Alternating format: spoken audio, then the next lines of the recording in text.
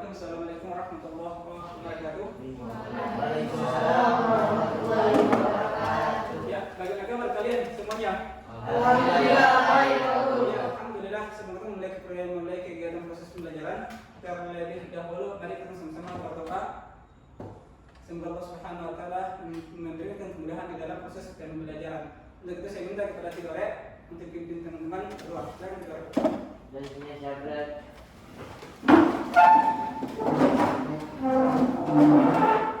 Obrolan dan hewan sebelum proses pembelajaran kita di pagi ini, malah kita berdoa berpercaya dan keinginan kita masing-masing. Berdoa guys.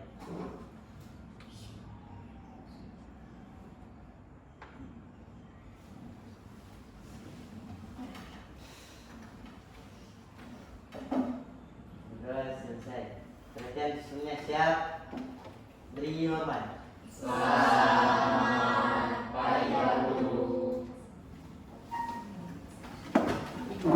Ya, perhatian saya akan menjelaskan.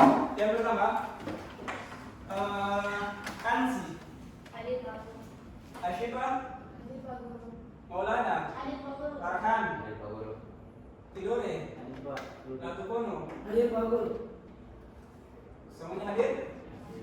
Ya, alhamdulillah. Ya, alhamdulillah. Alhamdulillahirabbil alamin wa bihi nasta'in ala umuri din. Asyhadu an la ilaha illallah wa asyhadu anna Muhammadan abduhu wa rasuluh. Puji syukur kita panjatkan kepada Allah Subhanahu wa taala atas nikmat yang Allah Subhanahu wa taala berikan kepada kita, baik itu nikmat iman, nikmat Islam, nikmat kesempatan sehingga kita dapat kembali bertatap muka di pagi hari ini. Salawat pula, salawat serta salam kita kirimkan kepada junjungan kita Nabi Muhammad SAW beserta keluarga, sahabat dan para pengikut beliau. Mudah-mudahan kita juga termasuk bagian daripada pengikut Nabi Muhammad SAW. Ya, materi hari ini, ya perhatian teman, materi hari ini adalah bahaya pergaulan bebas dan perbuatan zina. Tujuan pembelajaran setelah mempelajari materi ini, peserta didik dapat menganalisis bahaya pergaulan bebas dan perbuatan zina. Pertanyaan saya buat Anda, menurut Anda, tahu pacaran? Siapa yang pacaran? Di kelas ini ada yang pacaran? Laki-laki tidak ada? Perempuan? Tidak ada. Alhamdulillah. Kenapa saya memberikan pertanyaan pacaran? Pertanyaan berikutnya, menurut Anda, apakah pacaran termasuk pergaulan bebas atau tidak? Kalau memang termasuk, angkat tangan, alasannya apa? Kalau tidak, angkat tangan, alasannya apa? Ya silakan.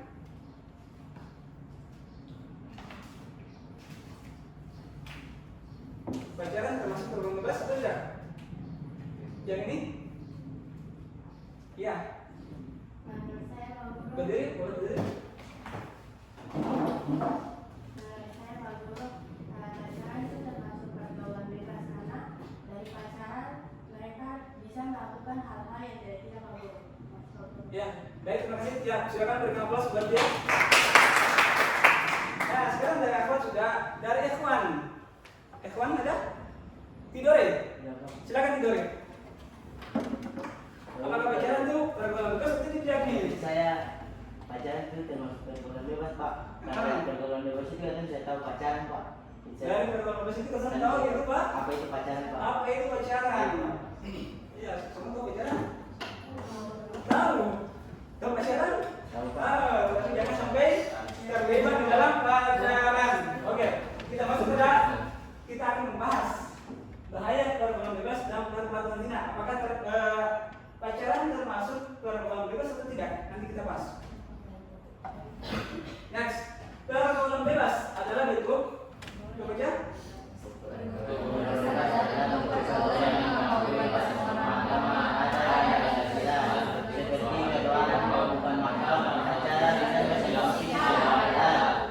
Jadi pacaran juga termasuk bagian daripada pergaulan bebas. Ya, pergaulan bebas adalah bentuk pergaulan yang melampaui batas norma agama. Jadi agama itu, setiap agama mengatur tentang antara laki-laki dan perempuan. Mengatur tentang batasan antara laki-laki dan perempuan. Contoh sederhana. Ketika Anda ambil wudu, apakah memang disatukan antara laki-laki dan perempuan? Tidak. Tidak disatukan. Hah? Ya, karena dibatasi. Tidak boleh laki-laki melihat auratnya perempuan. Kalau seandainya ini disatukan, susah sekali nanti sampai ketika disatukan, jangan sampai kita melihat auratnya perempuan. Kemudian kesusilaan terjadi di masyarakat. Banyak kasus antara laki-laki baik maupun perempuan. Ada kasus untuk laki-laki maupun kasus untuk perempuan. Apakah tidak ada kasus untuk laki-laki? Ada, di berita pasti banyak.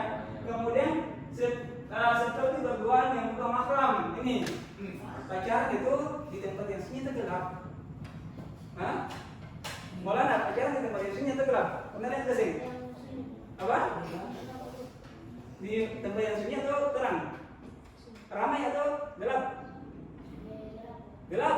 Memang dia pacaran memang kebanyakan di tempat yang gelap. Kemudian ketika pacaran, kemudian pasti namanya bersentuhan. Kira-kira bersentuh tidak? Ketika timbulnya ketika seseorang, apalagi perempuan yang belum mahram, mereka pacaran. Mereka bersentuhan atau tidak? Apa? Tangan. Apa lagi? Ya, sebenarnya inilah yang penting dan pergaulan bebas.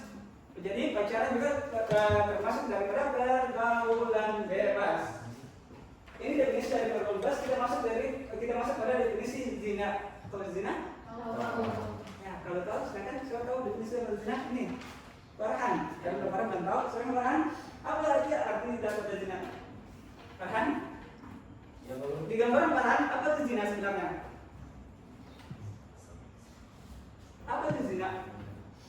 Perempuan tahu zina? Tahu? Farhan? Bisa? Perempuan bisa seorang? Ya silakan. Saya zina itu sesuatu yang dilarang oleh Allah Subhanahu wa taala. Zina itu sesuatu yang dilarang oleh Allah Subhanahu wa taala. Dan yang lain perempuan? Laki-laki? Maulana apa Maulana? Ini zina apa? Farhan apa Farhan? Perbuatan yang tidak boleh dilakukan dalam Islam karena di luar ikatan pernikahan. Ya, di luar ikatan pernikahan. Kita berkabar sebetulnya berdua. Kita akan melihat apa sih definisi daripada zina. Nih, zina adalah coba baca. Ini baca. Buat tadi. Adalah perbuatan melakukan hubungan badan antara laki-laki dan perempuan tanpa ikatan pernikahan sah menurut Islam. Iya, jadi zina itu perbuatan melakukan hubungan badan antara laki-laki dan perempuan yang bukan mahram tanpa ada ikatan pernikahan. Pacaran itu masuk ke sana? Masuk ke sana? Kenapa termasuk?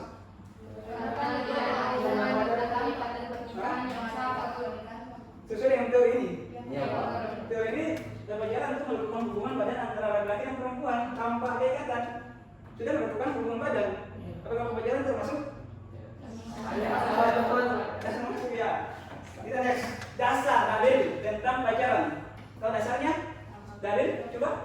Surat apa? Tahu? Coba baca. Baca ayatnya, boleh? Boleh. Coba baca sedikit.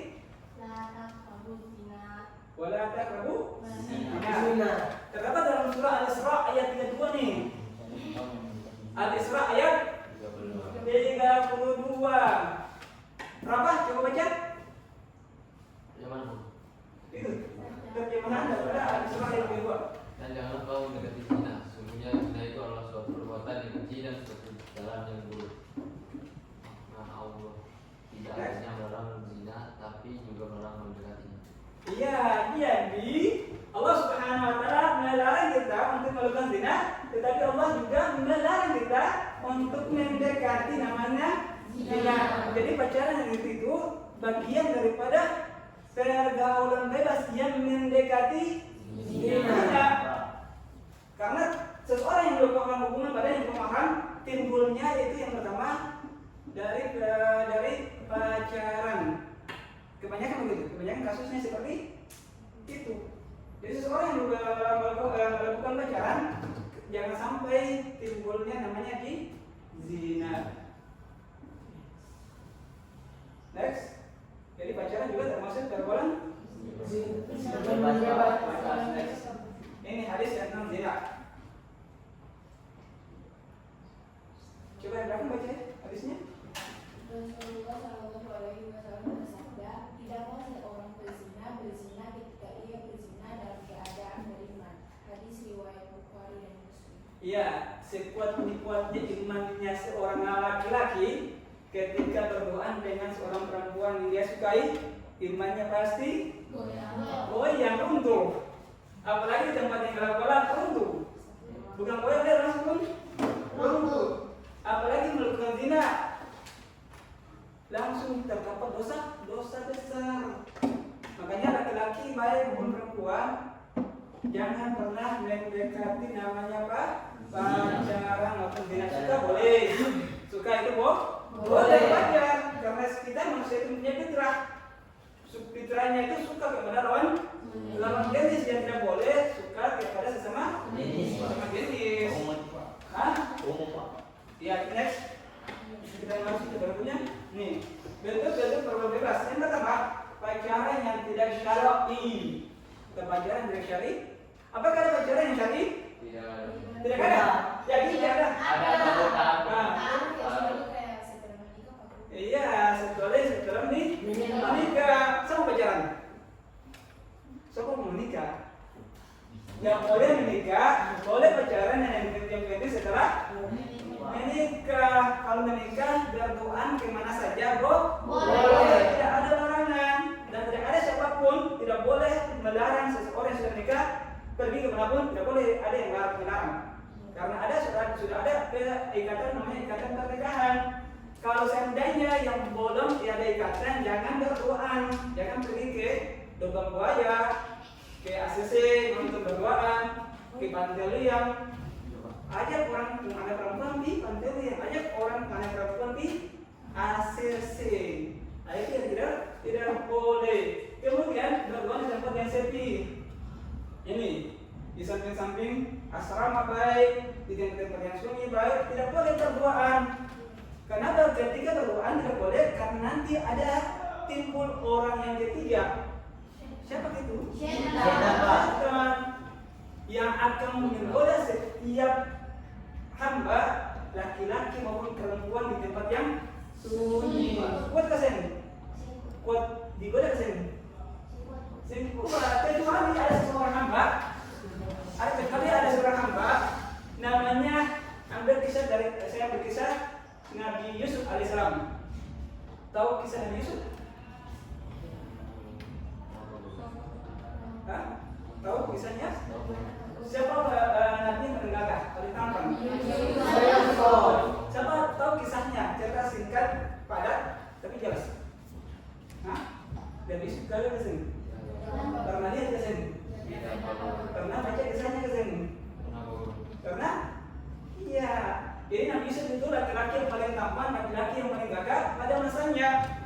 Tahu gak sih? Pada masanya, pas semua perempuan, contoh, sama perempuan Suwalimah suka ke putra, contoh, kita mana Nabi Yusuf di antara laki-laki?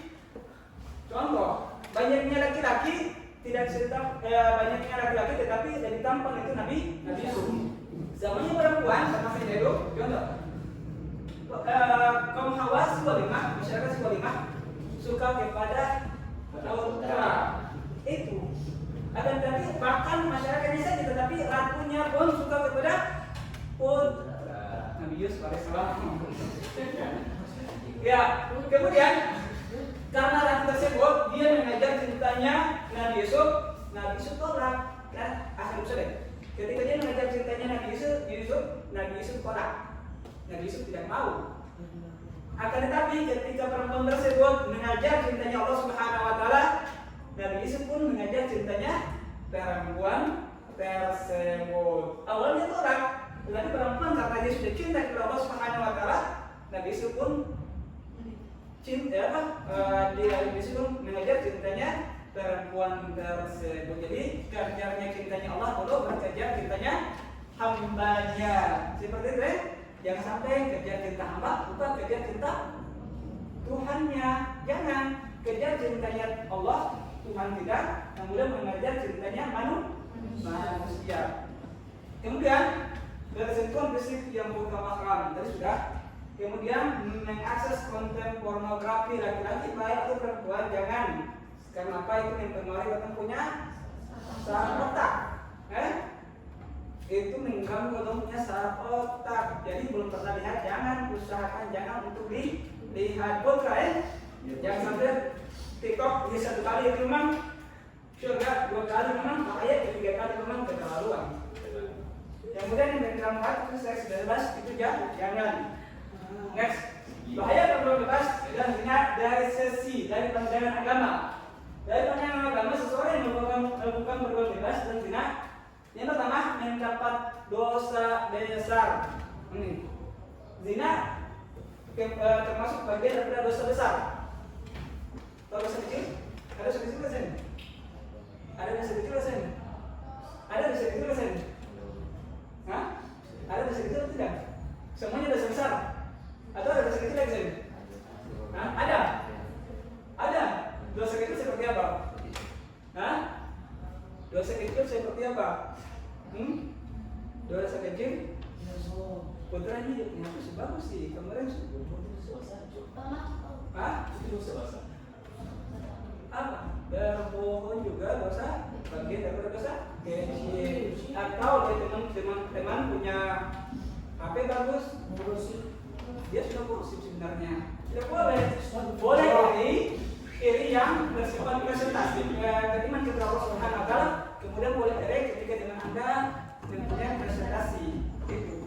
Kemudian seseorang yang berbuat zina, dia dijauhi rahmatnya dari Allah Subhanahu wa taala. Kemudian yang ketiga merusak akhlak dan keimanan.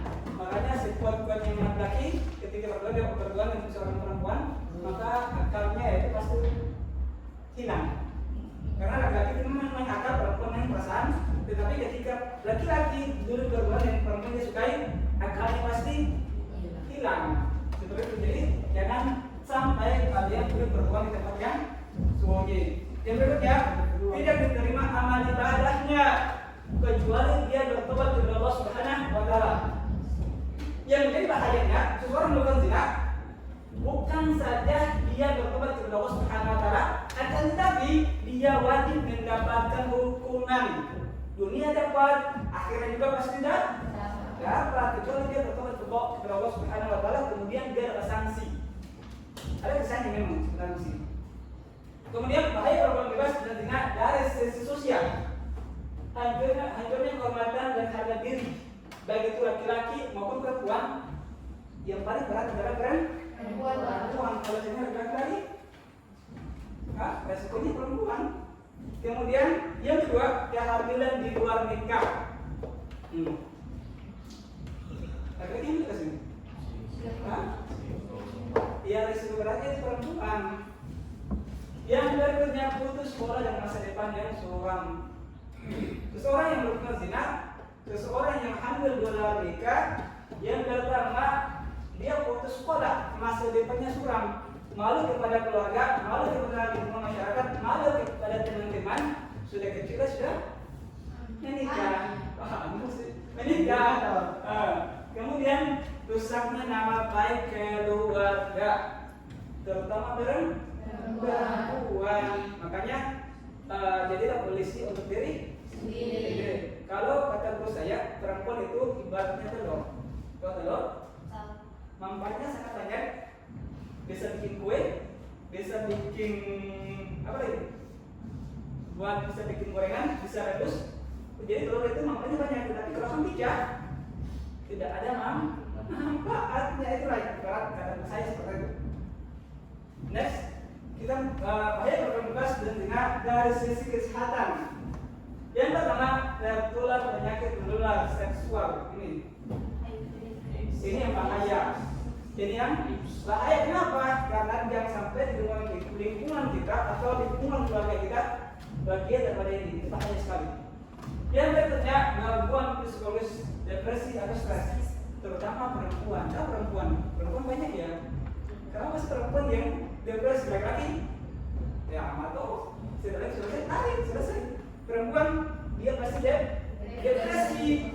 Kenapa depresi?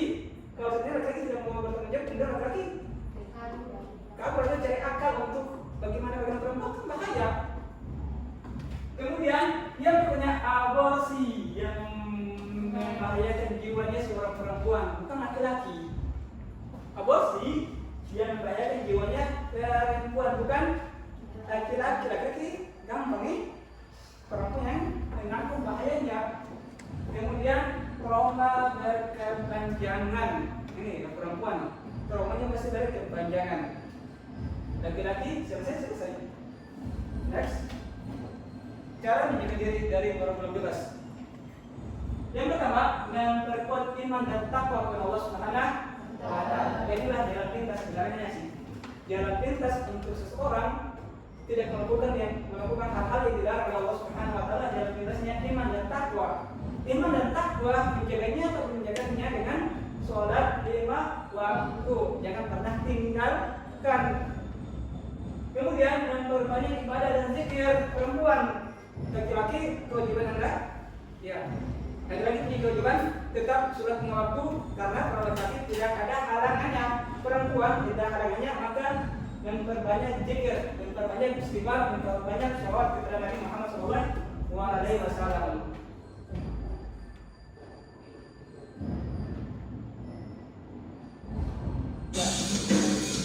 Ya, perhatikan videonya.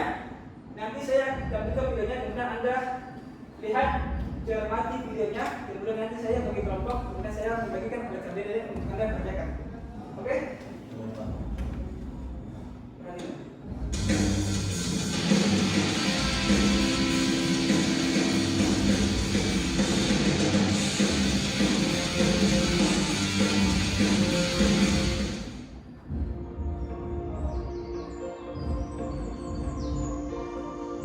Pergaulan bebas dan semua perbuatan yang dapat mengarah ke perzinahan dilarang oleh Islam. Perbuatan tercela ini akan mengakibatkan hancurnya kehidupan pribadi dan merusak tatanan kehidupan masyarakat. Lebih dari itu, pelakunya akan dikucilkan oleh masyarakat dan mendapat laknat dari Allah dan Rasul-Nya. Islam tidak melarang untuk bergaul dengan banyak orang, tetapi Islam menganjurkan untuk bergaul dengan teman dan sahabat yang berakhlak mulia. Menurut Islam, pergaulan harus sesuai dengan nilai-nilai syariat serta tidak boleh melanggar norma dan etika. Islam membenci dan melarang pergaulan bebas, yakni pergaulan yang tidak memperdulikan aturan agama, norma, dan etika. Kemuliaan dan kehormatan diri harus dijaga dengan selalu berakhlak mulia. Lebih dari itu, kesempurnaan iman seseorang tercermin dari kesempurnaan akhlaknya. Ada banyak kasus kekerasan seksual yang terjadi karena lemahnya iman. Kasus-kasus kekerasan seksual juga dipicu oleh gaya berpakaian yang tidak sesuai dengan syariat Islam. Banyak wanita berpakaian tetapi seperti telanjang sehingga mengundang terjadinya kemaksiatan. Islam mengajarkan umatnya agar berpakaian yang menutup aurat. Aurat harus dijaga sebaik-baiknya, sebab jika aurat terbuka atau sengaja dibuka untuk dipamerkan, berarti telah merendahkan diri sendiri. Oleh karena itu, mari kita berpakaian yang rapi, sopan, dan menutup aurat supaya menjaga dan terjaga kehormatan kita di mata manusia dan di hadapan Allah. Mari kita perhatikan pesan mulia tentang larangan pergaulan bebas dan perbuatan zina, bagaimana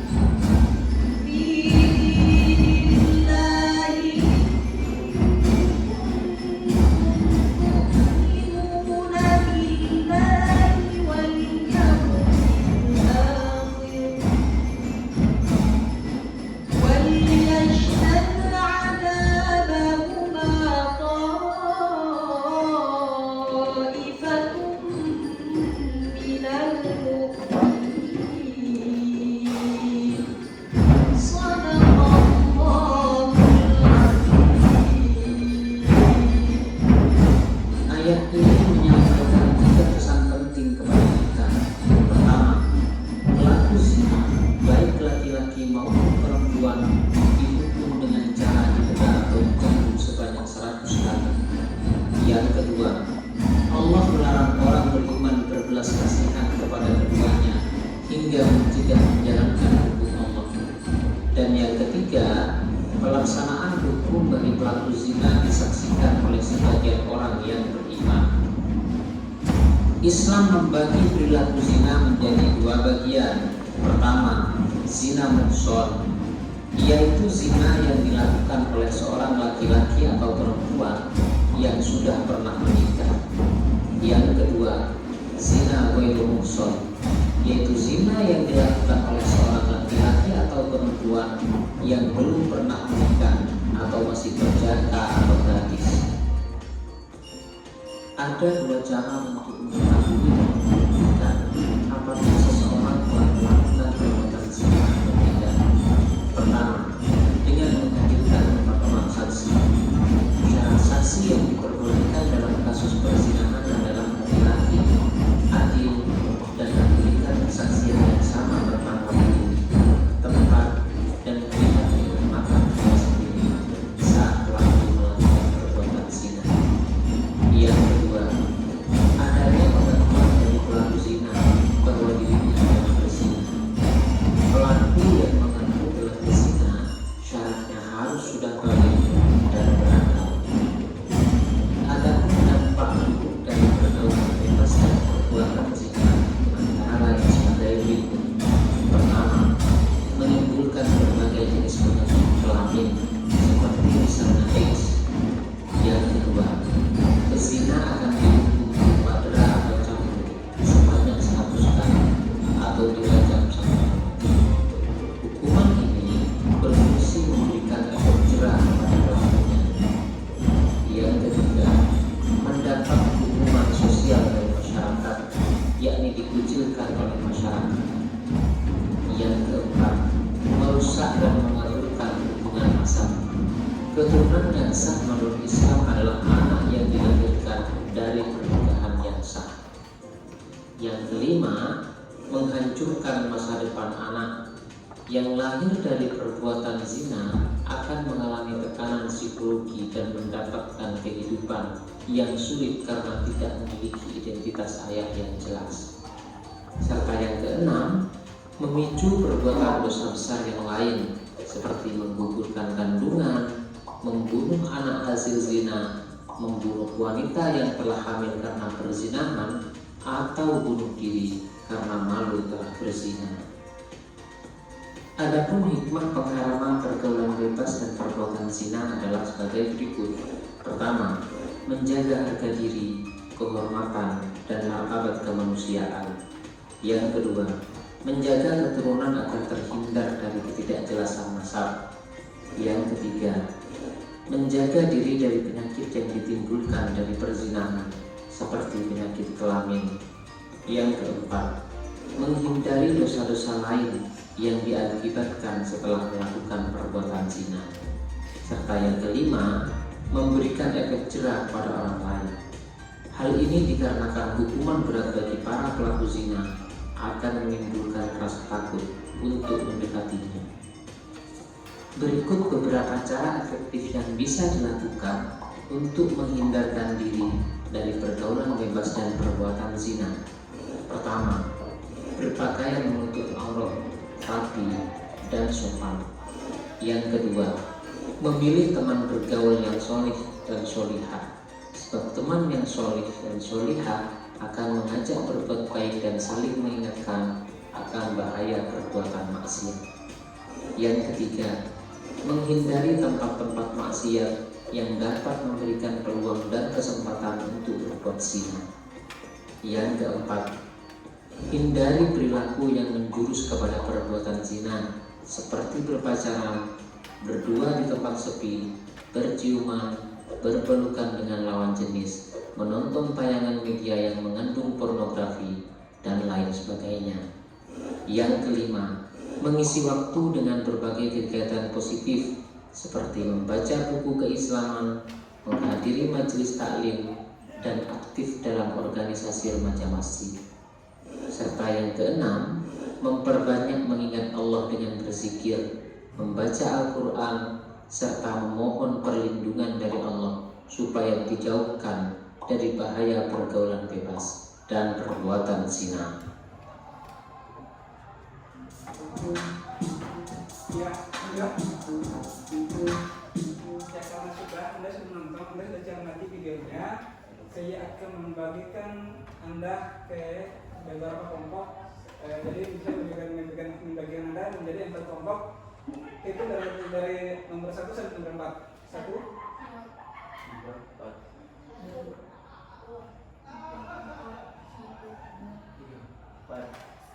ya, kelompok 1 yang kelompok 1 di sini, kelompok 2 di sini, kelompok 3 di sini, kelompok 4 di belakang. Ya, silakan untuk beserta kelompoknya masing-masing.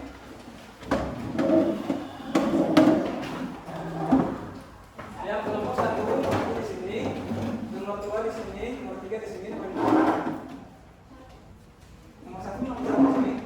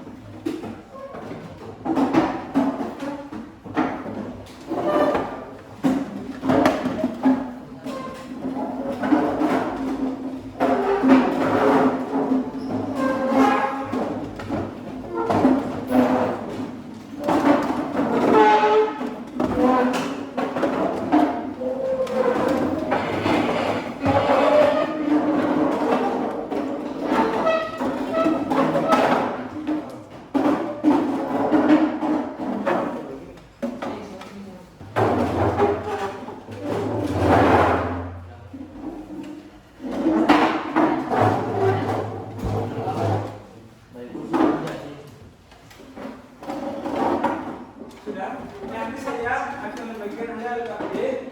LKPD ini sudah ada petunjuknya. Nanti Anda baca sesuai dengan petunjuknya, kemudian bacakan LKPD-nya sesuai dengan petunjuknya. Nomor 1.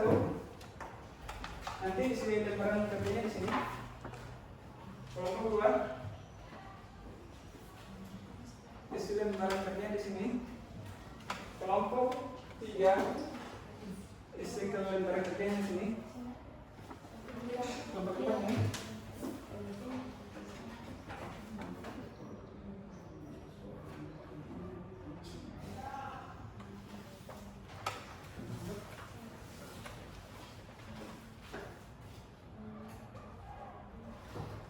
Yang sudah baca SKPD-nya kemudian diskusikan.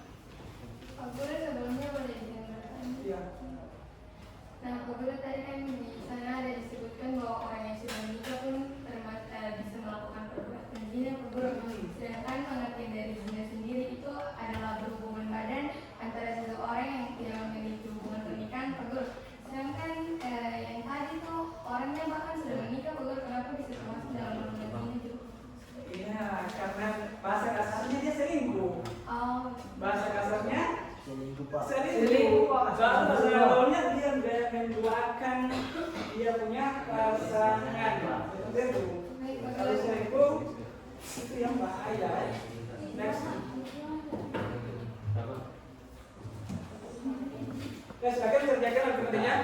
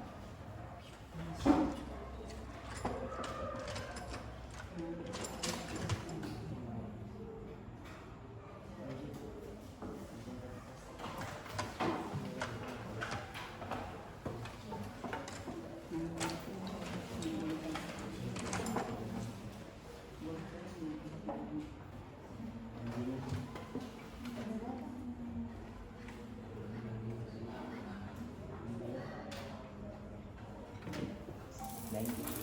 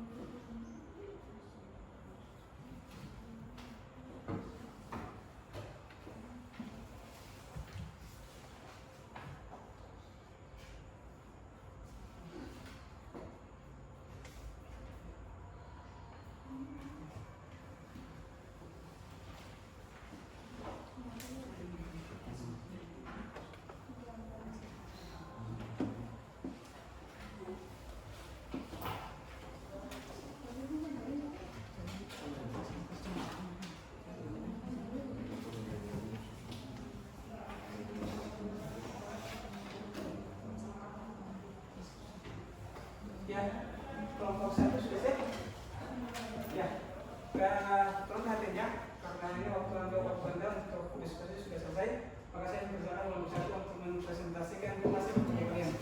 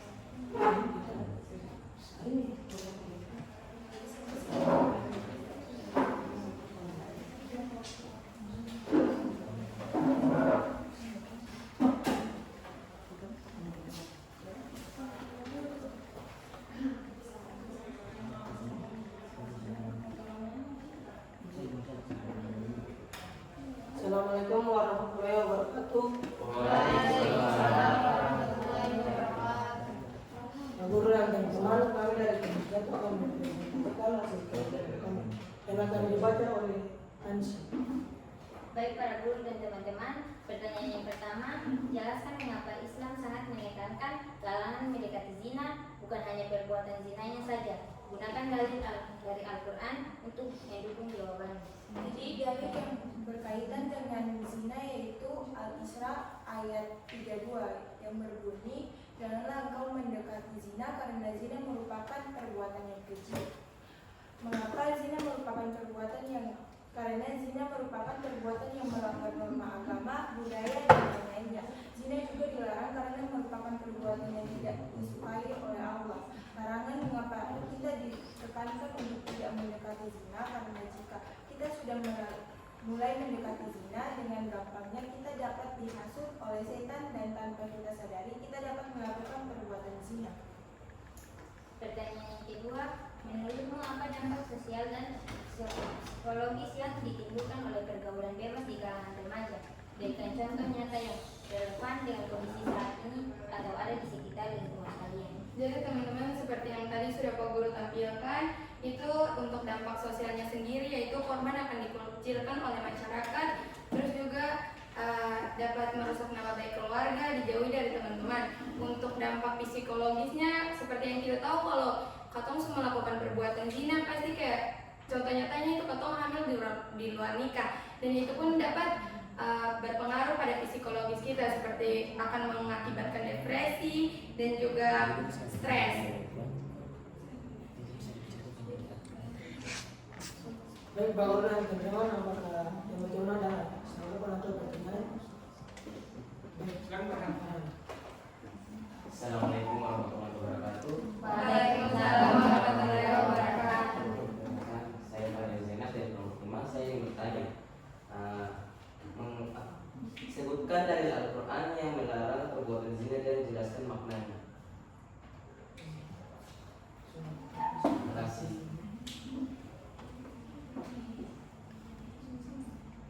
Jadi seperti yang tadi sudah dijelaskan, dalil yang bersangkutan dengan perbuatan zina itu ada di surat Al-Isra ayat 32 yang artinya, janganlah kau mendekati zina karena sesungguhnya perbuatan zina itu sangat menjijikkan atau sangat dilarang oleh Allah. Terima kasih. Baik, Pak Guru, masih ada Kelompok ini, pertanyaan? kelompok 2, kelompok 2, kelompok 3, apa? Kelompok 2, tidak ada? Kelompok 3, tidak ada? Kelompok 4, tidak ada? Baik, Pak Guru, ada pertanyaan? Oke, baik, Pak Guru dan teman-teman, karena tidak ada pertanyaan lagi dari kelompok kami menutup presentasi kami. Assalamualaikum warahmatullahi wabarakatuh. Ya. Waalaikumsalam. Ya, silakan kelompok 2. Maju ke depannya untuk menyaksikan hasil kerjanya. Silakan kelompok 2.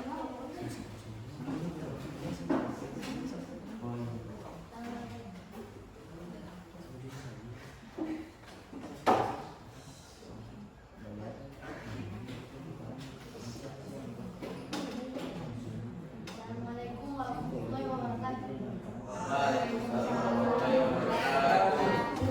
Para guru kakak dan teman-teman, kami dari kelompok 2 yang menjelaskan hasil kerja kelompok kami.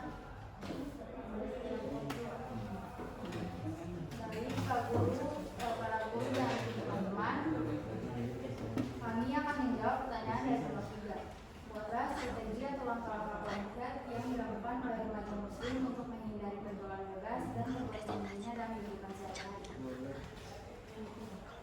Bergaul dalam komunitas kami yang mendekati diri pada iman dan ketakwaan. Kalau menurut saya dan kelompok saya, kalau katong mau mendekatkan diri dan menjauhkan diri dari pergaulan bebas itu sesuai video yang tadi Pak Guru masuk asal juga katong harus mendekatkan diri kepada Allah SWT. Katong harus rajin sholat, berzikir, terus juga harus lebih pilih-pilih teman dalam pergaulan. Jadi kita harus berteman dengan orang-orang yang soleh dan soleha, yang rajin beribadah, dan berteman dengan orang-orang yang tidak sering pacaran ataupun melakukan perbuatan zina.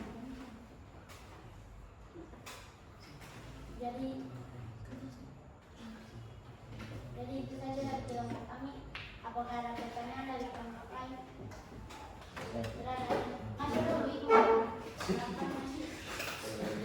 Oke, terima kasih teman-teman atas kesempatan yang telah diberikan. Nah, di sini saya ingin bertanya mengenai hasil jawaban yang kalian berikan.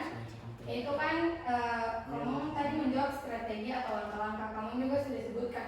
Menurut kamu berapa persen, maksudnya presentasinya berapa persen kalau kamu menggunakan langkah-langkah itu, jadi perbuatan zina itu kayak semungkin akan terjadi. Jelaskan. Terima kasih teman-teman. Kemudian teman-teman, saya dari kelompok 3 dulu berjalan. Pertanyaan saya adalah mengapa remaja muda terpengaruh agama bebas di Indonesia? Jelaskan.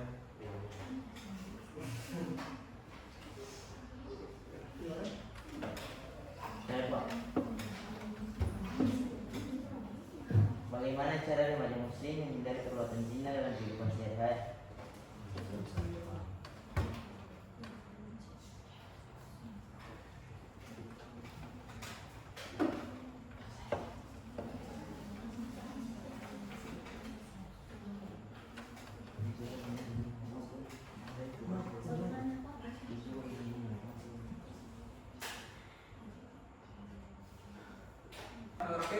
Dalil tentang larangan zina katakan dalam surah Al-Isra ayat 32 yang dimana janganlah kalian kamu mendekati zina, sesungguhnya zina itu adalah suatu perbuatan yang keji dan yang buruk. Jadi memang zina itu sesuatu perbuatan yang keji maupun buruk, baik itu buruk keji di hadapan Allah maupun buruk di hadapan manusia sebenarnya. Kenapa terjadinya zina? Yang pertama, karena mulanya ditimbulkan dari namanya pacaran. Pacaran itu tidak ada syar'i kecuali sudah ada namanya pernikahan. Kemudian yang menjadi persoalannya, yang persoalan besar dalam kandung punya lingkungan masyarakat kita atau anak generasi Islam zaman sekarang banyak yang sudah terjerumus ke dalam dunia pacaran. Timbul pertanyaan buat kalian sebenarnya, Pak, bagaimana dengan seseorang kita yang pakaiannya syar'i, sudah tutup dengan pakaiannya sudah syar'i, tetapi masih melakukan namanya pacaran? Maulana gimana? Pendapat Maulana. Pakaiannya syar'i ini perempuan, tetapi dia masih melakukan pacaran. Kalau menurut saya sih bukan tergantung pakaiannya, kabur pakai apa tuh kabur. Dan misalnya kayak aku sudah pakaian syar'i kabur, belum tentu kayak orang yang sudah pakaian seperti itu berarti kayak sesuai khasnya kan sudah kemudian sini. Ya, baik, terima kasih. Berkampus buat teman Anda. Bagaimana? Apakah sama atau memang beda pendapat? Oh, sama. Tidak, ya? Ya Pak. Bagaimana pendapatmu? Mungkin apa tadi Pak? Larangan pacaran itu perempuan yang mempunyai pakaian yang syar'i, tetapi dia masih melakukan namanya pacaran dengan lawan jenis yang bukan mahramnya. Kenapa demikian? Apakah memang pakaian syar'i tidak membatasi seseorang untuk pacaran atau tidak? Benar? Saya lupa, dia tetap berdosa itu Pak karena dia sudah berpakaian bagus tapi tetap melakukan hal zina Pak. Ya, jadi seseorang wanita, baik itu laki-laki maupun perempuan, laki-laki maupun perempuan, meskipun pakaiannya syar'i, dia tetap masih ada orang juga masih melakukan namanya pacaran. Bukan pakaian yang salah. Jadi bukan pakaiannya yang salah, tetapi orangnya yang salah. Pakaiannya sudah syar'i, tetapi orangnya yang salah. Yang menjadi permasalahannya di dalam lingkungan kita sebenarnya banyak sekali orang tua kita ketika melihat anaknya pacaran, biarkan. Kalau anaknya pacaran dengan laki-laki yang bukan mahramnya, dong sing larang, dong sing membatasi, akan tetapi dong mendukung. Itu realita, ini kenyataan. Bahkan seorang anak laki-laki yang bukan mahramnya, yang bukan saudaranya, panggil belum ada kata terus panggil mamantu, bapak mantu. Bahkan orang tuanya pun beranggap biasa gitu, mamantu. Padahal belum ada ikatan, namanya pernikahan. Tetapi seorang laki-laki bisa memanggil pacarnya, mamanya itu dengan mama mantu. Ini yang terjadi di lingkungan masyarakat kita sebenarnya. apakah memang akan terjadi di keluarga kita atau tidak sebenarnya. Ini yang menjadi persoalannya. Mudah-mudahan tidak terjadi di lingkungan atau di lingkungan keluarga kita. Makanya ada satu kisah sebenarnya, kisah ini diambil dari sebuah hadis. Makanya laki-laki tidak boleh bersentuh yang bukan mahramnya. Bahkan seorang laki-laki tersebut dia lebih baik ditikam dengan besi yang sangat panas, dibakar sepanas-panasnya, kemudian dia menusuk jari tangannya daripada dia menyentuh yang bukan mahramnya. Itu dalam hadisnya. Di dalam sebuah riwayat memang pada hadis tersebut, ketika seorang laki-laki lebih baik dia ditikam dengan besi yang sangat panas daripada dia menyentuh seorang perempuan. Yang menjadi persoalannya, kita beranggapan berteman dengan sesama jenis, lawan jenis, jangan sampai kita tak sengaja berpapasan dengan yang lawan jenis, kemudian kita berpegang tangan. Itu yang tidak boleh. Kemudian Allah tidak melarang seseorang, Allah tidak hanya melarang zina, tetapi Allah Subhanahu wa taala melarang seseorang itu mendekati zina. Ada banyak kasus sekali di lingkungan kita sebenarnya, lingkungan masyarakat kita, baik lingkungan kita maupun pribadi kita. Suka itu wajar, dan lebihan itu ya jangan. Sehingga karena kan Siti Nadia mengatakan cinta dan benci itu sekedar. Cinta dengan benci itu sekedar. Kenapa demikian? Kenapa harus cinta dengan benci sekedar? Kenapa demikian? Siapa yang pernah mencintai? Siapa yang pernah patah hati? Maulana pernah patah hati? Putra pernah patah hati? Putra pernah mencintai? Putra pernah mencintai? Pernah. Tapi tidak sampai pacaran? Tidak sampai. Atau kono? Tidak mau? Iya, itu sebenarnya. Cinta, suka itu wajar, tetapi suka yang fitrah. Karena manusia itu fitrahnya itu suka kepada lawan jenis. Yang penting jangan pernah suka kepada sesama jenis. Itu memang bahaya, kurang marah sebenarnya. Kemudian hadis tentang larangan zina terdapat dalam riwayat Imam Bukhari dan Muslim yang menjelaskan bahwa tidaklah seorang berzina ketika ia berzina dalam keadaan beriman kepada Allah Subhanahu wa taala. Ada satu kisah sebenarnya, kisah ini diambil dari seorang wanita. Saya pernah baca. Ada wanita yang dia pernah melakukan zina, kemudian dia hamil. Kemudian dia ingin bertobat kepada Allah Subhanahu wa taala. Kemudian dia datang kepada Nabi Muhammad. Setelah itu dia berkata kepada Nabi Muhammad bahwa saya telah melakukan zina. Dia berkata sampai ketiga kali untuk memperkuat dia punya perbuatan. Satu kali belum, dua kali belum, ketiga kali untuk memperkuat dia punya statement bahwa dia ini melakukan zina, dan anak ini yang terbuat dari hasil zina. Kemudian karena ada anak, kemudian Rasul mengatakan kembali untuk merawat anak tersebut. Kemudian dia merawat anak tersebut dalam kandungan sampai 9 bulan anak itu lahir. Kemudian setelah lahir dia kembali kepada Nabi Muhammad dengan anak tersebut. Kemudian dia mengatakan, saya ingin bertobat. Inilah hasil anak daripada anak zina. Kemudian Rasul mengatakan kembali menyusui selama berapa bulan? Berapa tahun? Berapa? 2 tahun. Iya, 2 tahun. Kemudian ibu tersebut menyusui anak tersebut selama 2 tahun.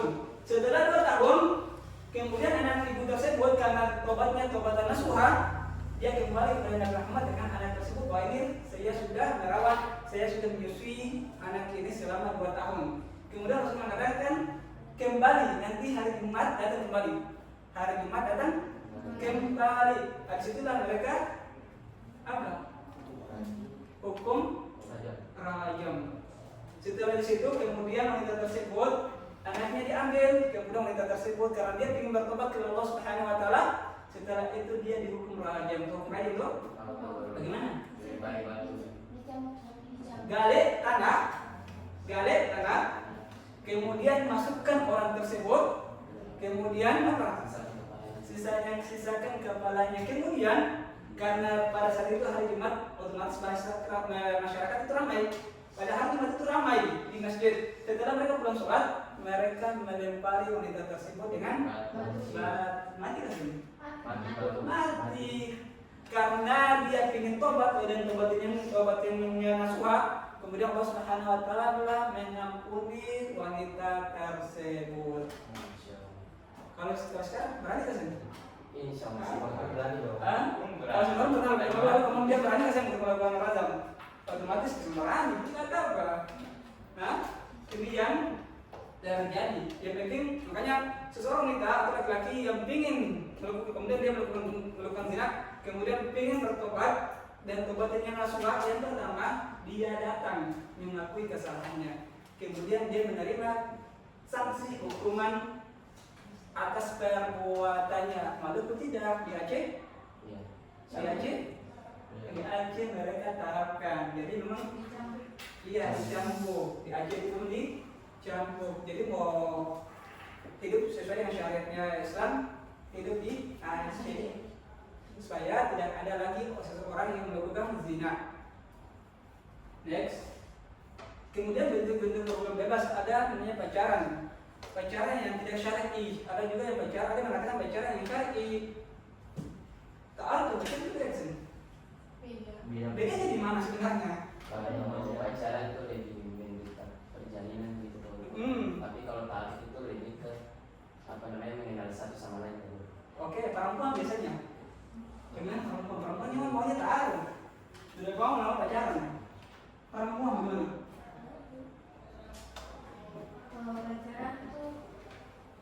Kalau pacaran tuh lebih kayak apa? Kalau pacaran tuh sebelum maksudnya kayak apa tuh melakukan hal-hal yang berpegang tangan dan lain-lain tanpa ada orang ketiga tuh maksudnya kayak wali, maksudnya bagaimana? Wali terus kalau misalnya ta'aruf itu kita bertemu terus orang menyampaikan kita punya apa kemampuan, sifat dan lain-lain, tapi harus ada orang yang mewakili bagi kita. Ya, baik, terima kasih. Dan berkampus baru pada bagaimana? Ini pertanyaan ya, Pak, bagaimana kita bisa mengenal orang tersebut, wanita tersebut baik untuk kita sebenarnya, atau bagaimana kita bisa mengenal laki-laki tersebut ya baik untuk kita sebenarnya? Iya, silakan. Dengan cara tanya ke orang terdekatnya, Pak Guru. Iya, dengan tanya kepada orang terdekatnya. Contoh. Iya, karena mana ini putra mau pinang. Siapa? Putra mau pinang? Putra mau pinang? Putra mau pinang si A. Kemudian si A ini bersahabatan dengan si B. Putra mencari seseorang dari Putra mencari karakter akhlak si A daripada si B. Kenapa? Karena seseorang dia kalau berdekat dengan seorang orang yang soleh, otomatis dia soleh. Tetapi seseorang yang dekat atau bersahabatan dengan orang yang suka main tangan, dengan khamar, otomatis dia juga bagian daripada mereka sebenarnya. Kemudian dua-duaan di tempat yang sepi. Saya pernah sampaikan, saya tidak suka namanya Anda berdoa di tempat yang sepi atau di dalam kita melihat realita di lingkungan masyarakat kita sebenarnya. Contoh, pernah lihat tukang ojek? Pernah lihat seorang wanita ketika dia naik tukang ojek atau naik Maxim, bagaimana sebenarnya? Kemudian seorang wanita yang naik motor dengan pacarnya bagaimana sebenarnya? Bagaimana Anda melihat di lingkungan masyarakat kita? Karena Anda pernah melihat ada sepasang kekasih yang pacaran naik motor. Duduknya bagaimana? pasti bermesraan tuh Pak Guru. Udah bel. Pacaran Pak. Kalau Duduk. boleh saya itu Pak. Apa? Boleh semua itu. Kadernya itu kamu ojek. Beda lah itu Pak. Beda gimana? Karena dia tukang ojek itu kan masih nggak ada hubungan Pak. Lalu nekat. Kalau dia pacaran kan dong ada hubungan tuh Pak. Jadi Ah. dong pikir dong bisa berlebihan begitu Pak. Iya, jadi kamu perhatikan di masyarakat beda antara seorang naik tukang ojek dengan naik dengan pacar liga satu. Ini yang terjadi. Sehingga zina itu sekarang kelihatan tampak di masyarakat kita sebenarnya. Kemudian dari sentuhan fisik yang bukan mahram ini laki-laki tidak boleh bersentuhan dengan perempuan yang bukan mahram meskipun teman. Lebih baik menjaga daripada menyesal. Lebih baik menjaga daripada menyesal. Kemudian mengakses konten pornografi baik itu laki-laki maupun perempuan. Ketika Anda melihat konten pornografi di HP, satu kali itu memang rahmat, dua kali itu bencana, ketiga kali memang tidak ada kemaksud keterlaluan. Kemudian bahaya program bebas dan zina dari sisi agama sebenarnya ada yang pertama mendapat dosa besar. Jadi memang dosa ada dosa besar, ada juga dosa kecil. Sehingga hati manusia ini sebenarnya putih. Hati manusia ini sebenarnya putih. Tetapi kalau seandainya kita melakukan dosa tiap hari, lama kelamaan menjadi bintik hitam itu akan menutupi kita punya hati yang dulunya putih menjadi hitam. Seperti itu. Makanya ketika setelah kita melakukan dosa kepada Allah Subhanahu wa taala, setidaknya menyesali apa yang pernah kita buat. Kemudian ketika seorang melakukan zina, dia dijauhi rahmat dari Allah Subhanahu wa taala. Caranya seperti cara mengengetnya. Caranya seperti apa sebenarnya? Cara melihat seseorang bahwa memang dia melakukan zina, kemudian rahmatnya itu hilang dari dia sebenarnya.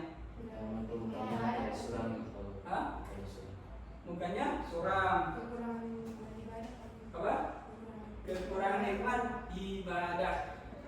So, yang paling sederhana adalah ketika kita melihat seseorang yang sering berwudu, sering melaksanakan ibadah kepada Allah Subhanahu wa taala, wajahnya itu meskipun gelap, wajahnya itu bersinar, berseri. Beda dengan seseorang yang tidak pernah melakukan ibadah kepada Allah Subhanahu wa taala, wajahnya meskipun putih, pakai makeup yang begitu glowing, tetap wajahnya itu masih suram. Kemudian merusak akhlak dan keimanan. Makanya seseorang yang melakukan zina, maka imannya runtuh. Imannya runtuh. Sekuat-kuatnya iman seorang laki-laki pasti akan jatuh. Makanya ada satu kisah, sebenarnya kisah ini menarik. Sama seperti Nabi Yusuf alaihissalam. Ada seorang pemuda dikisahkan. Kemudian ini dia taat kepada Allah Subhanahu wa taala, dia taat kepada Allah Subhanahu wa taala. Dia orang soleh yang taat kepada Allah Subhanahu wa taala ini sangat luar biasa.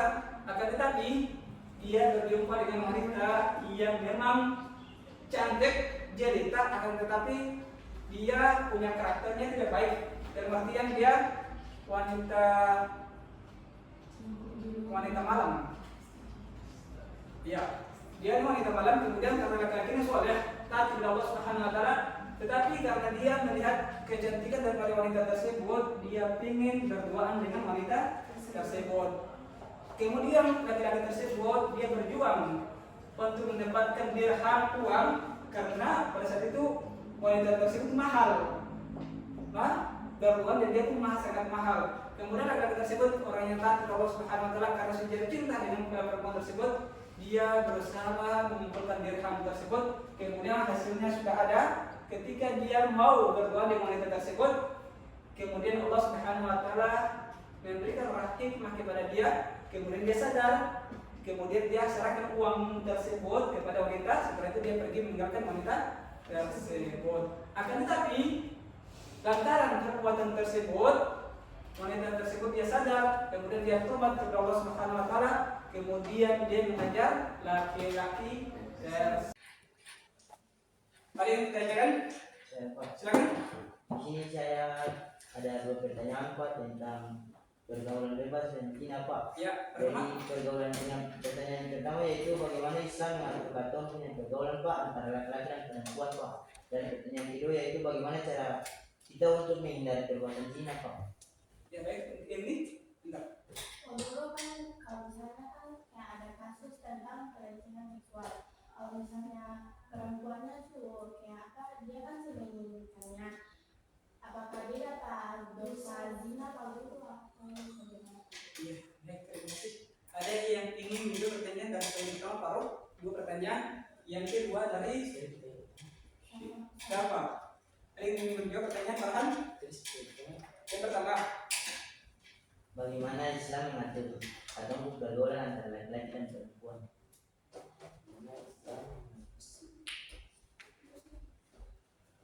silakan. Ada yang jawab? Siapa?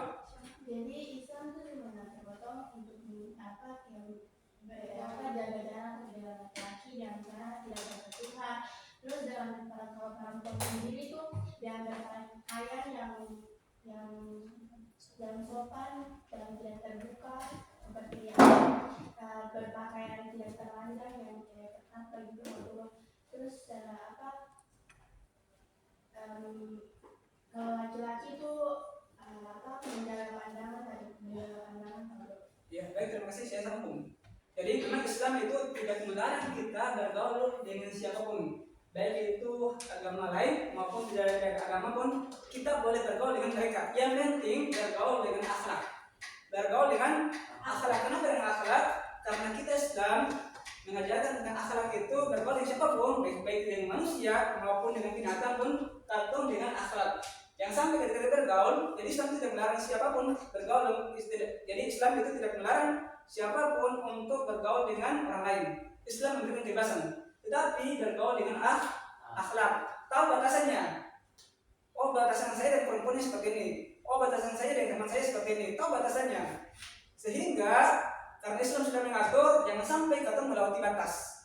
Jangan sampai kita melewati batas. Boleh bergaul dengan siapapun, asalkan jangan sampai kita melewati batas. Atau yang lain adalah kalau betul tahu teman kita yang sering mabuk, sering berjudi, dan kita tidak mampu merubah teman kita, Faruk tidak mampu merubah teman ini. Jadi saya tidak mampu merubah lingkungan kita, setidaknya hijrah dari tempat tersebut. Kenapa demikian? Karena lingkungan itu mempengaruhi kita sehingga kita juga bagian daripada lingkungan tersebut. Contoh yang paling sederhana, seseorang yang mau pergi ke Paris, yang dulunya tidak bisa bahasa Inggris, tetapi ketika dia ke Paris, kemudian dia pasti bisa berbahasa Inggris karena lingkungan yang mendukung dia. Sebaliknya, seseorang yang ketika berteman atau berada di lingkungan yang orang yang berjudi, lambat laun pasti dia akan berjudi. Lebih baik dia hijrah dari tempat tersebut. Kalau dia yakin bahwa saya mampu merubah lingkungan itu, kalau yakin, Bismillah. Kalau tidak yakin, ya jangan. Yang kedua, bagaimana cara kita untuk menghindari perbuatan zina Pak? Yang pertama, bagaimana? Mendekatkan diri kepada Allah. Yang pertama, mendekatkan diri kepada Allah Subhanahu Wa Taala. Yang kedua, berteman dengan orang-orang yang soleh. Yang ketiga, yang keempat, berpakaian tertutup. berpakaian tertutup. Yang kelima, menjaga yang keenam. Yang keenam, yang paling bagus adalah ada komunitas hijrah, ada teman-teman yang soleh, sehingga kalau kita berjalan sendiri itu memang pasti godanya berat. Tetapi kalau seandainya berjalannya ramai-ramai, temannya, kelompoknya, temannya yang ramai-ramai, otomatis kita juga bagian daripada mereka. Contoh yang paling sederhana, domba ketika dia sendiri mudah diterkam oleh serigala. Kalau seandainya domba berkelompok, serigala pun susah untuk menangkap domba tersebut. Yang berikutnya, pertanyaan berikutnya. Jadi Pak Guru, kalau misalnya ada orang yang di apakah perempuannya dapat dosa zina atau otomatis perempuan tersebut dia tidak mendapatkan dosa zina. tapi kalau terlanjur hamil bagaimana? Ya, baik, terima kasih. Kalau seandainya terlanjur hamil, maka dia tidak boleh membunuh anak tersebut. Dia boleh merawat. Pernah saya mendengar dari Ustadz beliau pernah cerita begini. Ada seorang, memang pada masa itu kaum muslimin minoritas.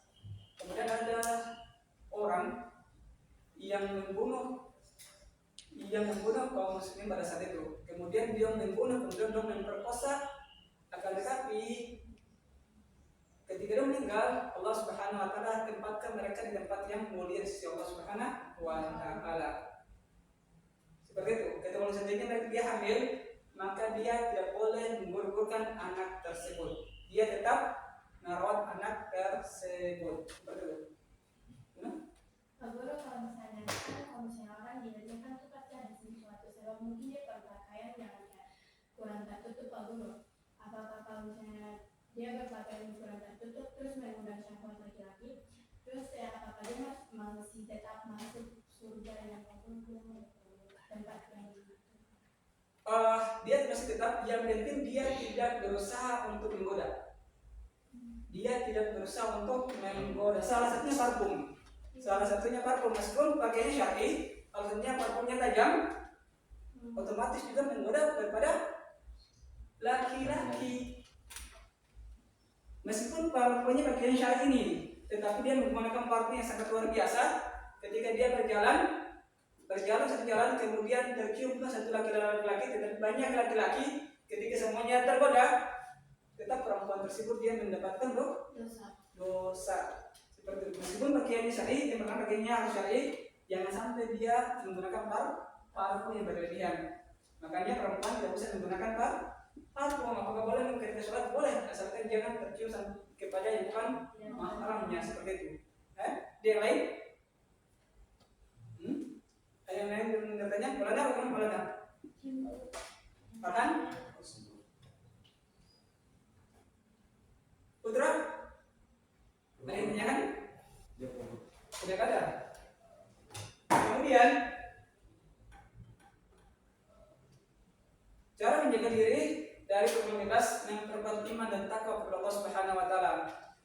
Makanya kita sebenarnya kalau seandainya sering duduk sendiri, kemudian ada gangguan atau bisikan-bisikan, lebih baik melakukan hal-hal yang positif. Makanya saya selalu sampaikan petanda, buatlah jadwal sehingga jadwal itu katon tidak merenung. Dengan jadwal itu katon punya ada kegiatan yang sifatnya positif, baik itu membaca buku, membaca Al-Quran atau one day one use, sehingga terhindar dari hal-hal yang dilarang oleh Allah Subhanahu wa taala, atau melakukan hal yang baik, atau membaca buku dari jam berapa sampai jam berapa, setelah itu membaca Al-Quran dari jam berapa sampai jam berapa, atau one day one use, sehingga katon tidak duduk merenung sendiri. Ketika katon menyendiri, katon tetap masih mempunyai aktivitas yang bermanfaat untuk menguatkan iman dan takwa kepada Allah Subhanahu wa taala. Yang kedua, memperbanyak ibadah dan zikir kepada Allah Subhanahu wa taala. Laki-laki sholat itu 5 kali dalam sehari. Ini perempuan. Kalau seandainya halangan, apakah perempuan boleh berzikir? Boleh. Bersolat kepada Nabi Muhammad, beristighfar sebanyak-banyak mungkin, melakukan hal-hal yang positif. Boleh, itu menjadi persoalan. Kemudian yang ketiga, berteman dengan orang-orang yang soleh. Teman itu bisa memberikan katung syafaat.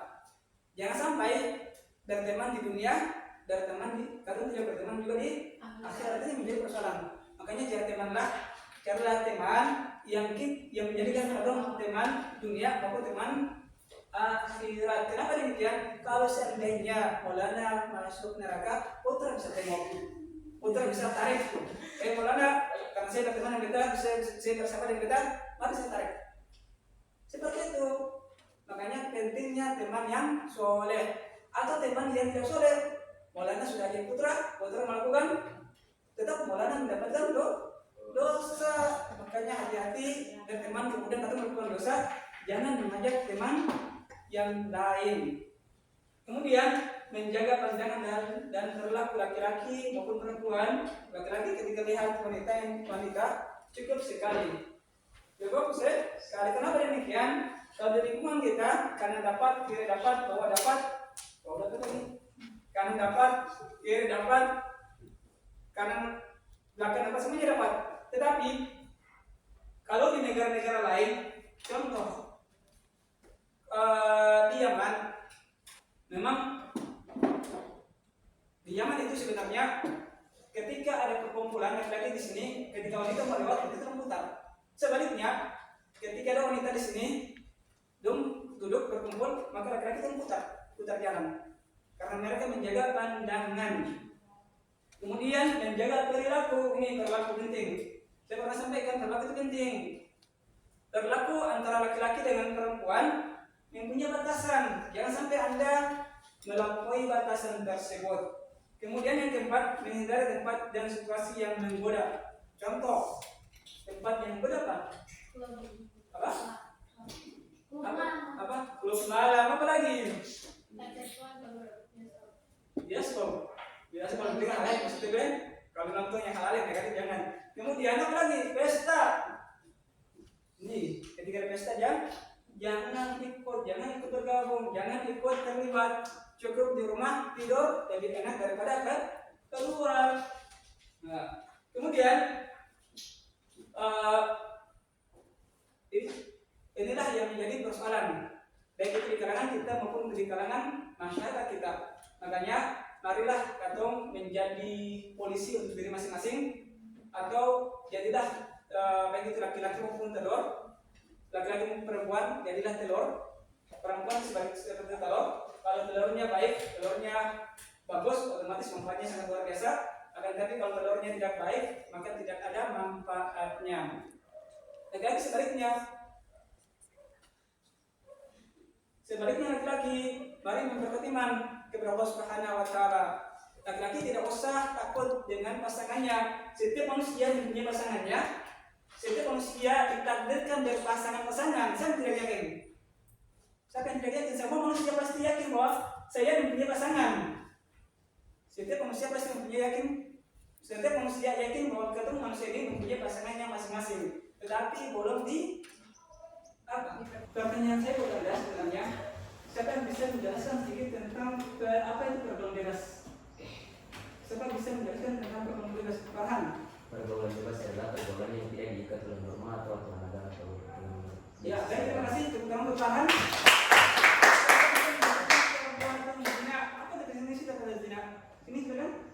Jadi Pak Guru, seperti tadi yang sudah ditampilkan oleh Pak Guru sendiri, perbuatan zina adalah perbuatan yang berhubungan badan antara dua orang yang tidak saling terikat antara hubungan pernikahan. Pak Guru. Ya, baik, terima kasih. Berikan aplaus buat yang ada. Dasar dalil terdapat dalam surat apa? Ayat berapa? Kemudian tolong bacakan ayat tersebut. Surat apa? Al-Isra ayat? Coba baca ayatnya. Bismillahirrahmanirrahim. Wala taqrabuz zina. Ya, itulah surat Al-Isra ayat 32 yang menjelaskan tentang janganlah mendekati zina. Yang kita masuk pada berikutnya kesimpulan. Siapa bisa memberikan kesimpulan? Silakan. Kesimpulannya itu setelah mengamati tentang zina, komitmen pribadi saya adalah untuk secara aktif dan komprehensif menjaga diri dari pergaulan bebas dan segala hal yang berpotensi mengarah pada perbuatan zina melalui pengaturan nilai agama, seleksi pergaulan, penghindaran situasi rawan, pengolahan diri, batasan interaksi dengan lawan jenis, kesibukan positif, penguatan hubungan keluarga, dan selalu memohon perlindungan Tuhan. Ya, baik, terima kasih. Saya menutup dengan doa dipimpin oleh Farhan.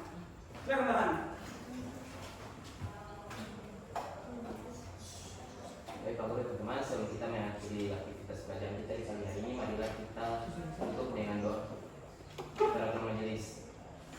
Bismillahirrahmanirrahim. Subhanallahumma wa bihamdika asyhadu an la ilaha illa anta astaghfiruka wa atubu ilaik. Ya, wabillahi warahmatullahi wabarakatuh. Sekian.